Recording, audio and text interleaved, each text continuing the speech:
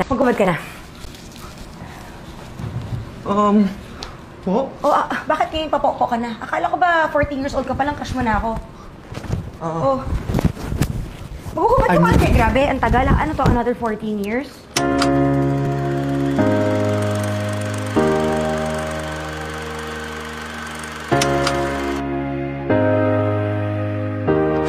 Alam mo, swerte ka hindi kita sanampal, ah. Minsan pang pahawak mo sa akin, dudulugin ko talaga yung itlog mo. 20-year gap? Masyado ka lang conscious. Saan ko ilalapag to? Alam mo, ayusin mo yung tono mo sa akin, Alfred, ah. Hindi dahil na... Hindi porket... I mean, basta. Okay? Hindi dahil nangyari yung nangyari ay mawawalan ka ng respeto sa akin. Ninang ako sa binyag mo.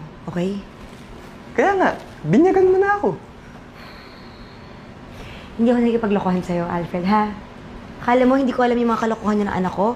Wala kayo matatago sa amin ng mami mo. Lahat, yung mga panchichicks niyo, alam namin yan lahat. Selosa ka pala, Ninang.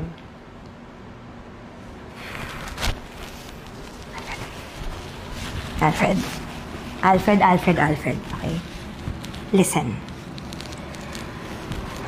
Hindi pwede malaman ng mami mo na hindi niya talaga... Bakit pa hirap na hirap ka sabihin yung laplapan? Diyos ko! Hindi niya talaga pwede malaman yan, okay? Hindi ko kailangan isip ang problema. Isipin mo na lang na nagkamali tayo or parang mas maganda na huwag mo na lang isipin. Kalimutan na lang natin, di ba? Hindi ko talaga ito kaya maging secret dahil hindi talaga kami naging secret ng mami mo ever. Okay? Okay? Ninang? Chill ka lang. Talaga namang di ko pwedeng sabihin kay mami yun at wala naman akong balak sabihin. Mana ako sa'yo. I can keep secrets. Isa pa, ginawa ko yun to make you feel okay. I mean, totoo yung sinasabi ko na crush na kita, 14 years old pa lang ako. And I kiss you because hindi totoo yung sinasabi mo na pangit ka, weak, and all. You are desirable, you are beautiful. Di hamak na mas maganda ka pa dun sa negrang yun. Dali. Paano mo nalaman na negro yung kabit ng Tito Tonyo mo? Pati ba naman yun sinabi sa'yo ng mami mo? No. Actually, nakita namin sila. Magkasama kami nun. What?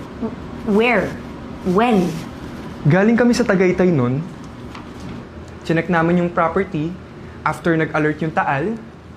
And nakita namin yung car niya sa coffee shop. Kala ni Mami nandun ka. Pumasok kami sa loob. And nakita namin si Tito. Ang sweet nila nung... Nag-alert yung taal? Kailan to? Like 2 years ago? Yata? Alam na ng mami mo na nang bababae si Tonyo 2 years ago? What? Hindi sinabi ni Mami yun? Shit! So all this time, ngawa ako sa kanya, alam na niya na taon ako linolokan ng asawa ko! Look, I'm sure hindi naman ganun yung intensyon ni Mami. Hindi ko alam na hindi sinabi ni Mami yun. At kung hindi naman sinabi ni Mami yun, understandable. Kasi yung asawa mo pwede mong mapatawad eh. Pero yung nagsumbong sa'yo, na nanloko siya, that's forever awkward. Kanya na! Best friend ko siya! Okay lang sa kanya na may sikreto siyang ganyan? Na magmukha akong gago? Ina pala siya eh! I'm sure hindi naman ganun yung intensyon ni Mami. Magubad ka na. Po? Bakit ngayon papoko ka na? Akala ko ba 14 years old ka palang crush mo na ako? Magugubad ka ba? Grabe, ang tagal. Ano to, another 14 years?